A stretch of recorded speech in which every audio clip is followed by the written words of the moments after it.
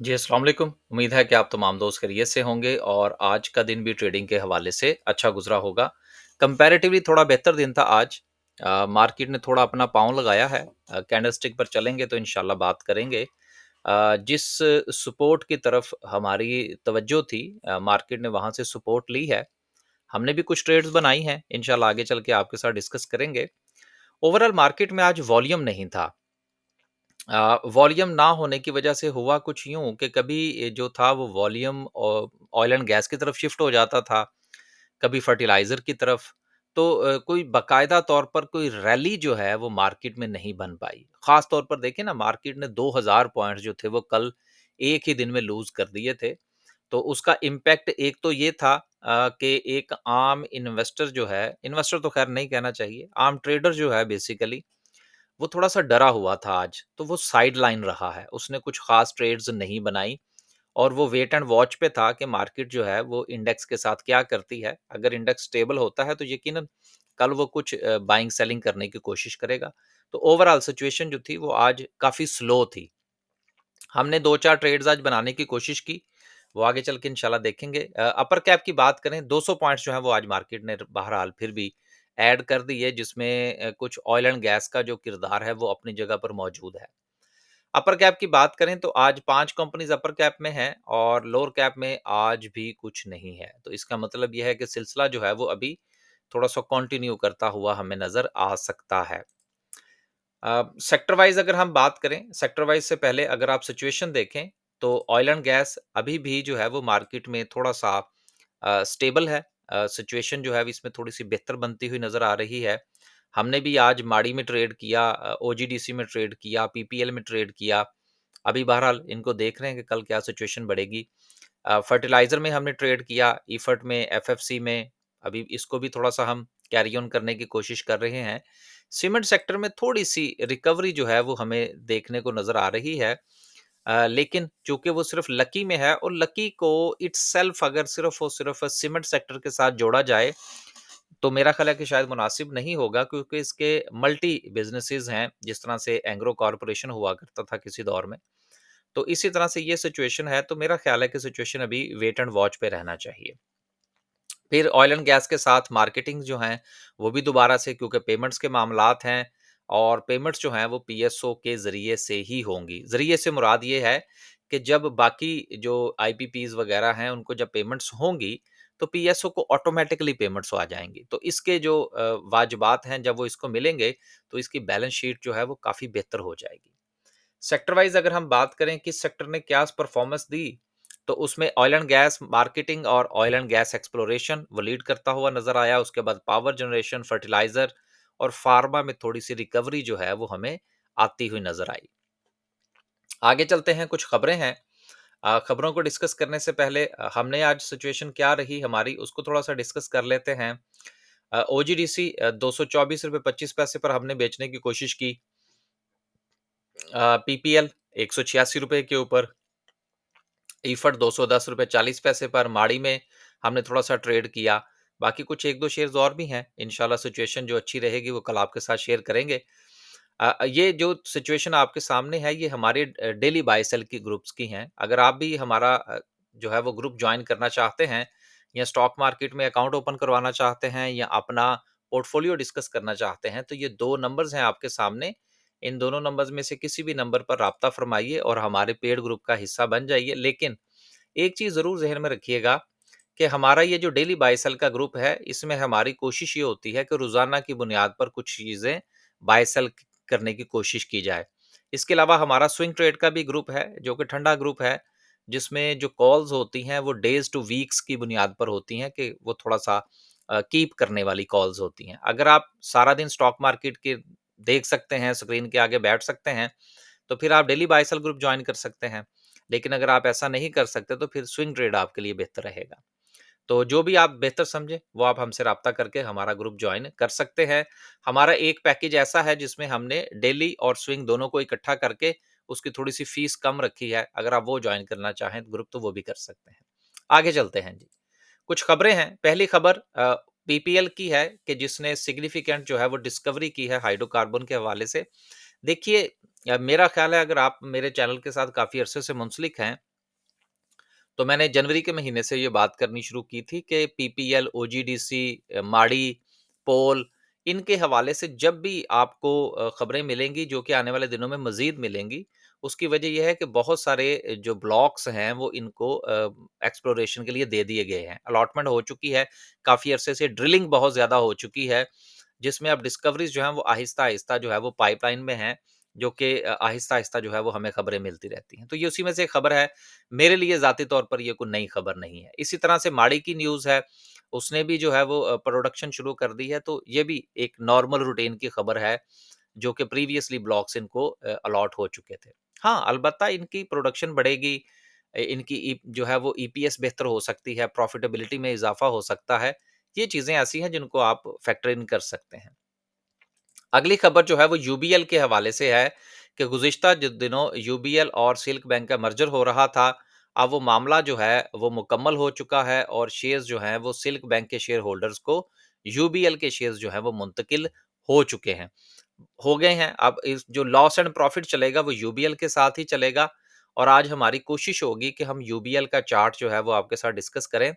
Chart से मुझे याद आया कि गुज़िश्ता काफ़ी दिनों से हम रफ़ली हर रोज़ एक जो शेयर है उसका चार्ट डिस्कस कर रहे हैं। हमने एयरलिंक का चार्ट डिस्कस किया, हमने इसके साथ जो इफड का चार्ट डिस्कस किया, हमने एफएफसी का चार्ट डिस्कस किया। तो कुछ दोस्तों ने अभी भी जो है वो मैं कमेंट पढ़ रहा था तो उसमें लिखा हुआ था जी आप कोई शेयर जो है वो डिस्कस ही नहीं करते।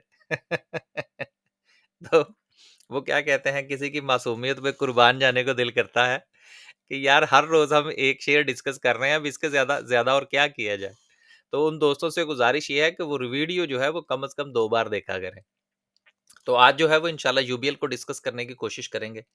अगली खबर जो कि बड़ी ही अजीब-सी खबर है। अजीब मैं इसलिए कह रहा हूँ कि देखिए इतनी बड़ी कंपनी है और वो स्टॉक स्प्लिट करने जा रहे हैं 5 जो है 1 से 1 का 5 मिलेगा। ये 1 के 5 हो जाएँगे। लेकिन इसमें जो सबसे ज़्यादा ड्रामाई चीज़ है वो ये है कि इसकी फेस वैल्यू तब्दील करने जा रहे हैं। अब मुझे पता नहीं क्यों लगता मैंने बहरहाल इसकी जो है वो पूरी तहकीक करनी पड़ेगी कि ये अपनी जो फेस वैल्यू है वो ₹10 से कम करके ₹2 करने जा रहे हैं। ये बड़ा एक अजीब-सी चीज़ होगी और ये आपके लिए भी समझना बड़ी ज़रूरी है। समझना इसलिए ज़रूरी है कि पहले फ़र्ज़ कीजिए कि अगर जो आपका सिस्टम है, वो फ़र्ज़ करें वो कहता है जी कि हमने 100% का हमने दिया है जी डिविडेंड, राइट? तो इसका मतलब हुआ करता था कि आपको ₹10 मिलेंगे।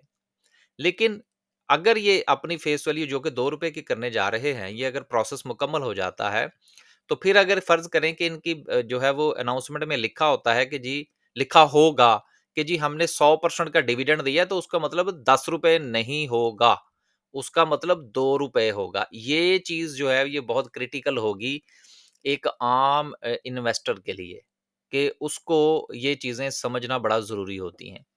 क्योंकि अगर वो इसी चक्कर में रहेगा ₹10 वाले चक्कर में तो वो तो मारा जाएगा।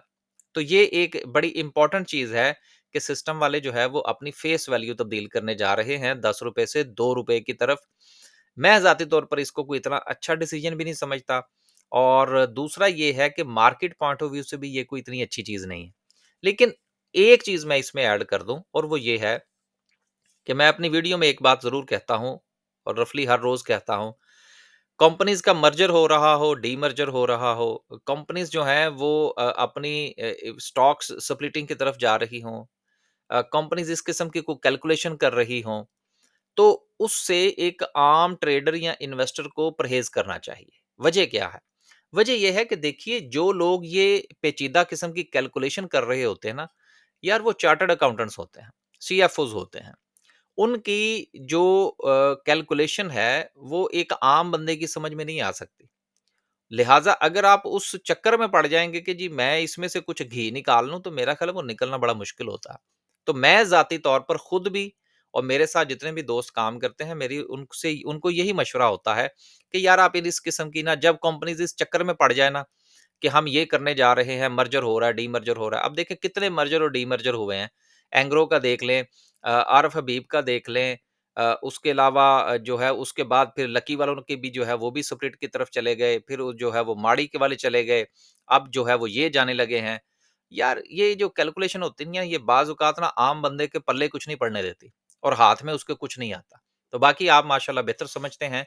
इम्पोर्टेंट चीज़ आपको बताना ये थी कि आइंदा जो डिविडेंड मिलेगा वो ₹10 का नहीं होगा, वो ₹2 का होगा। अब ये आप नोट फरमा लीजिए, अगर आपने सिस्टम जो है वो इन्वेस्टमेंट पॉइंट ऑफ व्यू से खरीद रखा है, हम तो ख़ैर बहरहाल ट्रेडिंग पॉइंट ऑफ व्यू से ज़्यादा काम करते हैं।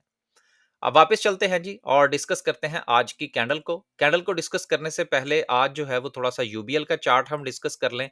देखें यूबीएल जो है वो अपना हाई जो है वो प्लेस करके आया है, जो कि ₹420 का था और इस वक़्त जो है ये ₹378 के ऊपर ट्रेड हो रहा है। रफ़ली काफ़ी जो है वो इसमें से अगर हम देखें तो कोई 45 ₹50 जो हैं वो निकल चुके हैं और अभी तक इसका जो ट्रेंड है वो टॉप लगाने के बाद अब ये अपने नेगेटिव ट्रेंड की तरफ जो है वो रवां-दवां है और अभी फ़िलहाल सूरत-ए-हाल जो है वो ज्यों की त्यों है। अब यहाँ पर पता नहीं क्यों मुझे लगता है कि ये हेड एंड शोल्डर जो है वो पैटर्न बना सकता है, जिसको कि हमें नज़र रखने की ज़रूरत है।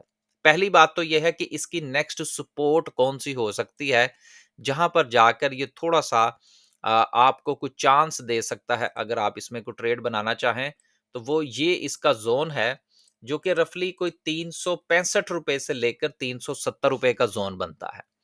यहाँ पर इसके रुकने के चांसेज़ हैं, ये यहाँ पर सपोर्ट ले सकता है। अगर ये यहाँ पर सपोर्ट ले, तो इसके नीचे स्टॉप लॉस लेके आप ट्रेड ले सकते हैं, एक चीज़।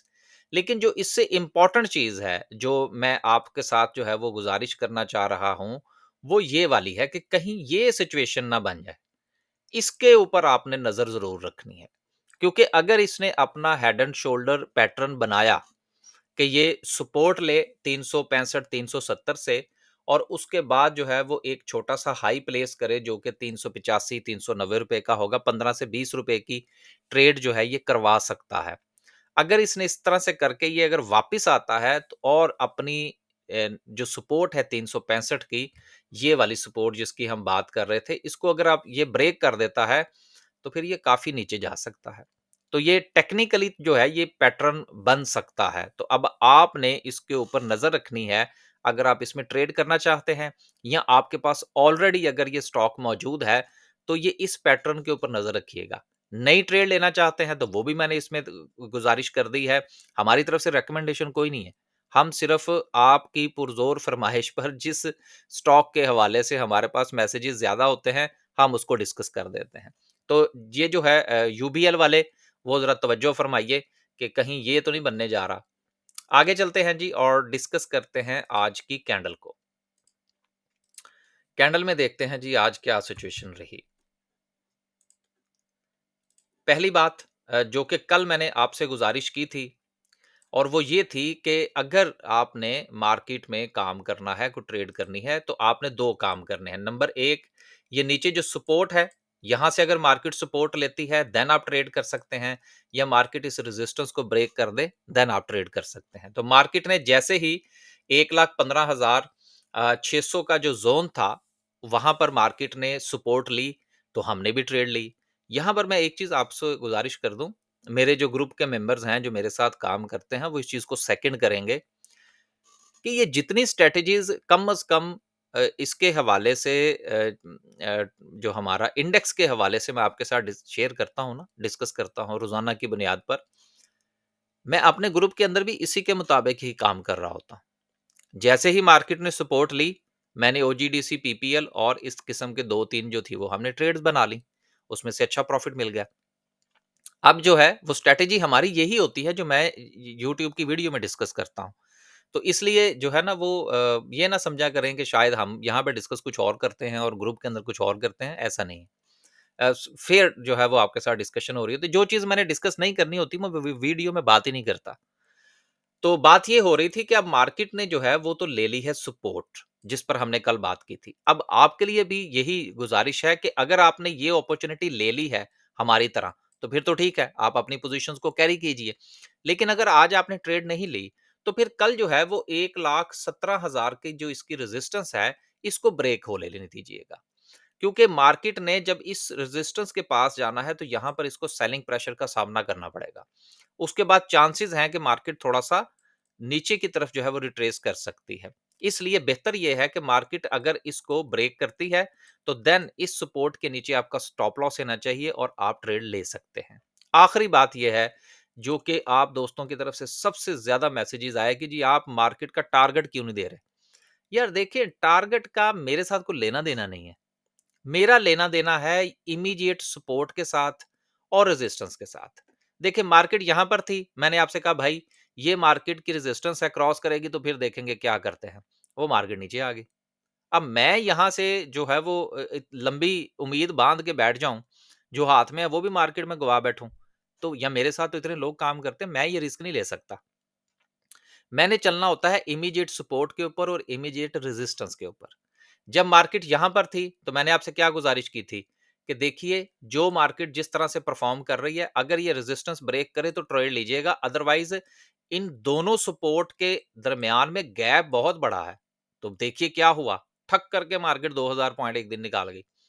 अब मैं ऊपर की तरफ देखूं या मैं नीचे की तरफ देखूं? तो गुजारिश ये है कि देखें भाई, मैं तो हूं ट्रेडर। मैंने तो ये लेवल्स के ऊपर चलना है। ये लेवल मुझे कह रहा है बाय कर लो, मैंने बाय कर लिया। ये लेवल मुझे कहेगा सेल कर दो, मैं सेल कर दूँ। तो आपसे भी यही गुज़ारिश है कि मुझसे कम से कम ये उम्मीद ना रखें कि मैं आपको कोई बहुत लंबा टारगेट दूँगा मार्केट का। हाँ, यार मार्केट चलती जाएगी, हम कमाते जाएँगे, मार्केट गिरती जाएगी, हम बेचते जाएँगे। सिंपल सी बात है। तो कल के लिए गुज़ारिश है अगेन, मार्केट ये आपकी रेजिस्टेंस ब्रेक करती है तो आप ट्रेड लीजिएगा, अदरवाइज़ छुट्टी कर लें, ईद के बाद काम कर लीजिएगा। इजाज़त दीजिए। अल्लाह हाफ़िज़।